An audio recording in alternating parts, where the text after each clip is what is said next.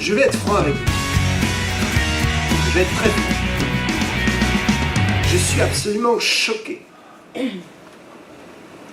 Le zèle de la parole de Dieu me dévore et je suis très choqué d'entendre les hérésies que nous pouvons entendre aujourd'hui. Il faut couper avec les esprits religieux. Je vous assure, il faut vraiment couper avec les esprits religieux. On s'en sortira jamais sinon. Bon. Il y a une chose qui me choque. C'est qu'aujourd'hui, il y a des enseignements qui circulent dans nos mouvements qui essaient, par une vaine théologie humaine, d'expliquer que l'expression « se couvrir du sang de Jésus » n'est pas biblique. Et que nulle part dans la parole de Dieu, nous ne trouvons clairement cette expression « se couvrir du sang de Jésus », voire pire, couvrir sa maison, couvrir ses biens du sang de Jésus. Certains crient au scandale. Mais moi, je me lève aujourd'hui et je crie au scandale. La falsification de la parole de Dieu. Oui, oui, je le répète, nous ne le dirons jamais assez, le sang de Jésus est notre victoire et notre puissance. Amen. Et nous devons nous couvrir du sang de Jésus. Et nous avons non seulement le devoir, mais l'autorité qui nous est conférée, c'est-à-dire qui nous est donnée par le Seigneur lui-même. Nous avons l'autorité d'utiliser, d'avancer le sang de Jésus, de le confesser. Le sang de Jésus est une réalité, invisible à nos yeux, mais une réalité entière. Oui, Jésus a versé son sang afin que nous bénéficions de ce que la Bible appelle l'aspersion du sang. Je voudrais d'abord, pour démontrer bibliquement qu'il n'y a aucune hérésie à invoquer le sang de Jésus sur nous, sur notre famille, sur nos biens, aucune hérésie. Le sang de Jésus fait trembler l'enfer. Et partout où le sang est invoqué, partout où le sang est mis, par la foi, le diable est obligé de fuir. Le diable ne peut pas aller là où le sang est placé. Bon, sous la loi, le jour des expiations que nous trouvons détaillé par le rituel du sacrifice, de l'Holocauste, dans Lévitique chapitre 16, le jour des expiations qui est aussi appelé le grand jour du pardon, le jour des expiations qui se dit en hébreu Yom Kippour. Yom Kippour, vous avez entendu cela, n'est-ce pas? Ce jour montre l'importance du sang répandu et du sang réceptionné sur la vie de chaque enfant de Dieu, de chaque citoyen du peuple du ciel, chaque citoyen du peuple de Dieu. Chaque citoyen est lavé de ses péchés dans l'aspersion du sang. Ce qui se produisait,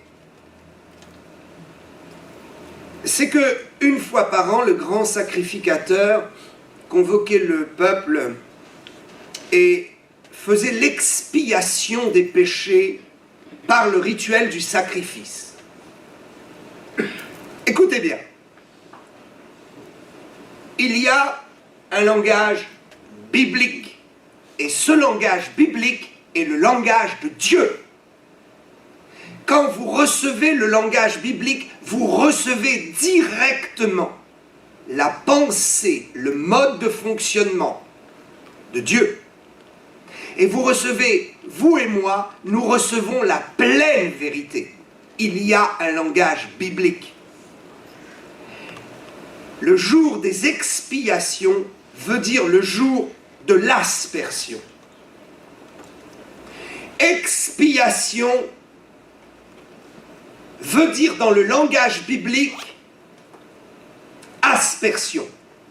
Il n'y a pas d'expiation sans aspersion de sang. Il n'y a pas d'expiation sans que le sang ne coule. Gloire à Dieu. Nous n'avons plus à faire couler le sang des animaux et, oh bien sûr, quelle gloire! Nous n'avons pas à donner notre propre sang pour le salut. C'est Jésus qui a donné son sang. Mais il fallait devant Dieu qu'il y ait expiation par le sang versé et le sang réceptionné. L'expiation, c'est l'aspersion. Et l'aspersion doit être reçue par quelqu'un. Il n'y a pas d'aspersion sans réception du sang. Aspersion, ça veut dire mettre le sang, jeter le sang, envoyer le sang quelque part. Il n'y a pas de salut et de rédemption sans que quelqu'un ne reçoive non seulement le bénéfice du sang, mais ne reçoive réellement le sang, la marque du sang.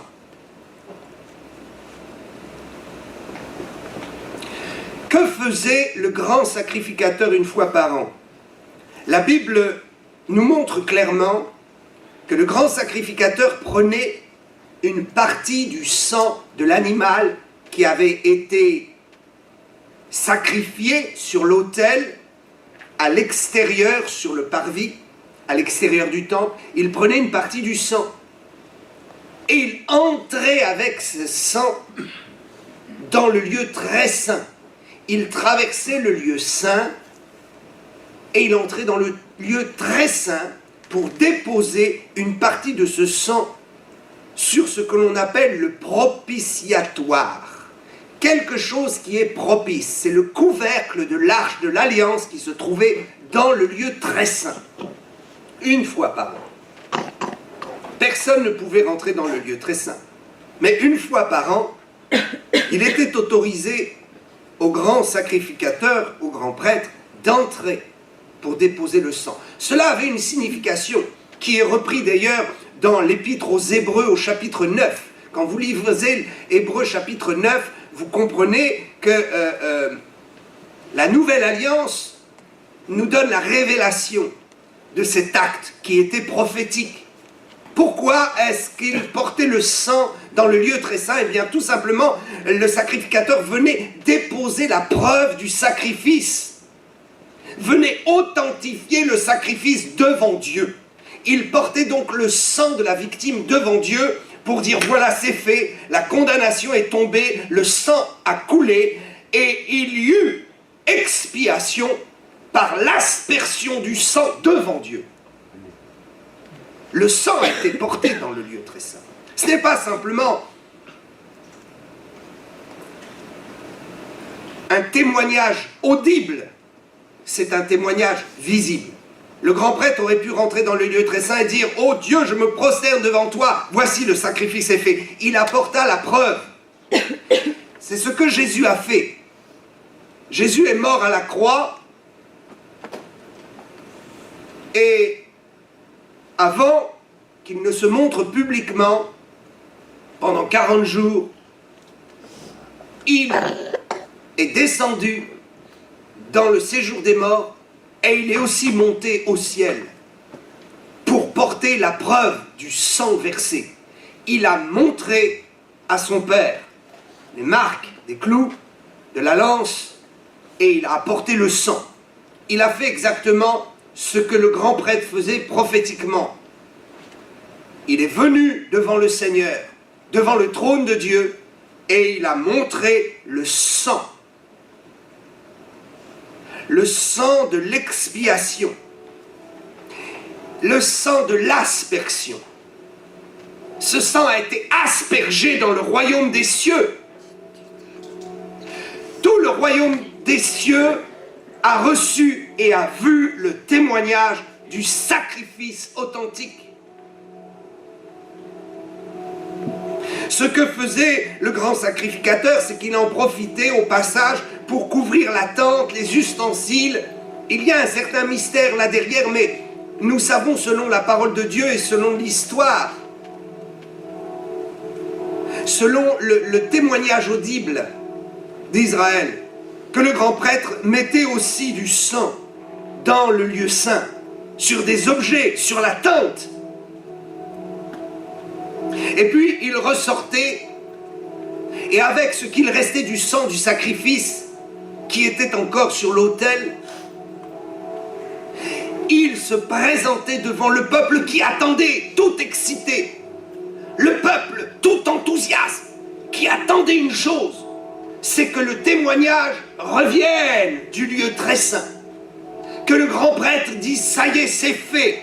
Dieu a constaté la mort. Et par le sang de la victime, Dieu accepte votre pardon et accepte que votre châtiment soit passé par ce sang. Le sang est le témoignage du châtiment qui devait tomber sur nous et qui est tombé sur Christ. Le grand sacrificateur venait avec des barils, des seaux entiers de sang. Et devant lui, tout le peuple qui attendait. Tout le peuple qui attendait l'aspersion sur eux. Ils savaient que l'expiation ne pouvait être authentifiée que lorsqu'ils recevraient le sang physiquement sur eux. C'est ainsi que le grand sacrificateur jetait le sang sur le peuple. Et tout le peuple était aspergé du sang. C'était un fait physique qui était la réalité d'un fait spirituel pour nous. Nous devons recevoir spirituellement le sang sur nous et être aspergés du sang de Jésus. Ce sang authentifie la mort. Ah, j'ai une bonne nouvelle. Quand la mort et l'ange de la mort passera pour prendre votre vie et la mienne, s'il voit la marque du sang et de l'aspersion du sang sur votre vie, la mort passera. Parce que la mort ne peut pas passer deux fois. La mort constatera qu'elle est déjà passée sur votre vie et votre existence. Ce n'est pas vous, ce n'est pas moi qui sommes morts. Mais quelqu'un est mort déjà à notre place. Et l'ange de la destruction ne pourra pas passer. De la même façon que Moïse avait ordonné que l'on mette le sang de l'agneau sur les linteaux des portes avant la libération et la sortie d'Égypte. Souvenez-vous, dans Exode, chapitre 12 et verset 22, Dieu avait ordonné que le sang de l'agneau soit mis sur les linteaux des portes, afin que l'ange de la mort puisse passer et ne détruise pas le peuple juif. L'aspersion. Dieu n'avait pas dit, vous ferez le sacrifice et vous proclamerez. Dieu avait dit, vous mettrez le sang. Proclamer que nous sommes sauvés implique que nous invoquons le sang et que nous déclarons qu'un spirituellement, d'une façon invisible aux yeux des hommes, mais visible aux yeux des mondes spirituels, le sang est mis sur nous. C'est ainsi que Moïse a reçu cet ordre. Vous mettrez le sang, et moi, ô Dieu, je passerai. Et si je vois le sang sur la maison, je passerai au-dessus, je ferai un saut, Et l'ange qui est derrière moi de la destruction sera obligé de faire un saut. J'ordonnerai à cet ange de ne pas passer là où j'ai, moi, vu le sang. Dans Exode 12, 22, ce n'est pas l'ange qui, de sa propre initiative, voit le sang et passe outre. Vous relirez. C'est Dieu qui dit « Je vois le sang ». Dieu doit voir le sang sur la maison. Le sang n'était pas mis sur le front des Hébreux. Le sang n'était pas mis sur les bras ou les mains. Le sang était apposé sur la maison. Je crois que Dieu nous donne la prospérité, il nous donne des biens. Et j'interdis à Satan de toucher à nos biens. J'interdis à Satan de toucher aux biens matériels que Dieu me donne. Et j'ai le droit et le devoir de couvrir ces biens du sang. Au même titre que le sacrificateur couvrait la tente d'assignation du sang. Au même titre que Moïse a ordonné de la part de Dieu que l'on couvre du sang les poteaux de la maison. Je déclare que moi et ma maison, nous servirons l'Éternel. Et tout ce que j'ai est au service de Dieu. Et que tout ce que je possède est un sanctuaire au service de Dieu. C'est pourquoi je mettrai le sang de Jésus sur ma voiture, Amen. Sur ma maison. Amen. Et j'interdirai à Satan de toucher à mes biens parce que chacun de mes biens est consacré pour le service de Dieu. Le sang est une protection. Le sang est la victoire contre Satan. Et je vous le répète, chaque fois que Satan voit le sang de Jésus, il ne peut pas s'approcher.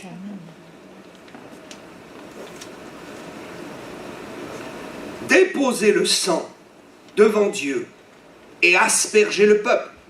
Tel fut le grand rituel du Yom Kippour. Je vous laisse 2 textes de référence par rapport à ce que je viens d'expliquer. Exode 24, 6 à 8. Moïse prit la moitié du sang qu'il mit dans des bassins, et il répandit l'autre moitié sur l'autel. Il prit le livre de l'Alliance et le lut en présence du peuple. Ils dirent: nous ferons tout ce que l'Éternel a dit, et nous obéirons. Retenez. Je vais vous donner un autre message sur notre obéissance qui est liée à ce que Dieu dit. Moïse prit le sang et le répandit sur le peuple. Oh, quel choc ce jour-là! Ils n'ont pas reçu le sang d'un animal. Ils ont reçu la puissance du sacrifice et de l'expiation par l'aspersion du sang de la victime présentée à Dieu. Il le répandit sur le peuple en disant: voici le sang de l'alliance que l'Éternel a faite avec vous selon toutes ses paroles. Lévitique 16, 33. Il fera l'expiation pour le sanctuaire de sainteté. Il fera l'expiation pour le sanctuaire, sur le sanctuaire. Il fera l'expiation pour la tente d'assignation et pour l'autel. Et il fera l'expiation pour les sacrificateurs et pour tout le peuple de l'assemblée. Expiation, voulant dire ici aspersion. Vous savez, dans le Nouveau Testament, il y a une parole que beaucoup n'ont pas bien saisie. Dans Matthieu 27, 24 et 25, il est écrit: Pilate, voyant qu'il ne gagnait rien, mais que le tumulte augmentait, prit de l'eau, se lava les mains en présence de la foule. C'est laver les mains. Et il a dit: je suis innocent du sang de ce juste. Jésus était condamné. Mais cet homme, Pilate, ne voulait pas être l'instrument par lequel la condamnation viendrait sur un innocent. Il avait vu l'innocence de Jésus. Et il dira, mais vous m'ennuyez, vous voulez le faire mourir. Je ne suis pas responsable, je me lave les mains de cette histoire. Écoutez bien la suite. Pilate dit, cela vous regarde. Et tout le peuple répondit, que son sang retombe sur nous et nos enfants. Ah, certains ont vu cette déclaration comme la signature d'une condamnation. Dieu ne peut jamais condamner son peuple. Dieu ne condamnera jamais le peuple juif. Le peuple juif a suffisamment souffert et souffrira encore à cause du privilège qu'ils ont de porter les oracles de Dieu. Dieu ne peut pas frapper son peuple. Et il y a deux façons dont Dieu a pu recueillir ce texte. Dieu a pu recueillir ce texte en disant « Oh, que la malédiction retombe sur vous !» Mais le sang n'était pas une malédiction pour les hommes, il fut une malédiction pour Satan. Donc la deuxième chose que nous devons comprendre, la deuxième façon de comprendre ce texte, c'est que Dieu a dit « Oh, très bien, vous êtes en train d'invoquer l'aspersion du sang du sacrifice sur vous et vos enfants. Et ce sang vous sera donné en privilège de grâce. Que son sang vienne, que son sang vienne et tombe sur moi et sur mes enfants. Que le sang du sacrifice authentifie que j'appartiens au Dieu vivant et vrai. Je voudrais finir avec un texte de 1 Pierre 1, 2. Première épître de Pierre, chapitre 1, verset 2. Pierre s'exprime et dit à tous ceux qui sont élus selon la prescience de Dieu le Père. Tous ceux qui sont élus. Ils sont élus par la prescience, le mystère de l'élection. Ils sont élus par la sanctification de l'Esprit, afin qu'ils deviennent obéissants, écoutez bien, et qu'ils participent. Il s'agit de vous et moi. Le vœu de Dieu, c'est que nous soyons participants, qu'ils participent à l'aspersion du sang de Jésus-Christ. L'aspersion du sang de Jésus-Christ, que la grâce et la paix vous soient multipliées. Comment est-ce que l'aspersion de sang versé il y a 2000 ans peut se faire sur moi? Par la foi. C'est spirituel. C'est par la foi. La foi qui est un grand mystère. Que Dieu soit loué. Que Dieu vous bénisse. Amen. Je crois que l'agneau de Dieu, c'est Jésus-Christ, son Fils bien-aimé. Je le confesse et je le proclame. Je reçois le sang de l'aspersion, le sang de la croix. Je me couvre de ce sang et je deviens invisible au monde des ténèbres. Ma vie est cachée en Christ et par le sang de la nouvelle alliance, je paralyse tous les projets du diable. Oh, sa merveilleuse présence est ici, sa merveilleuse présence.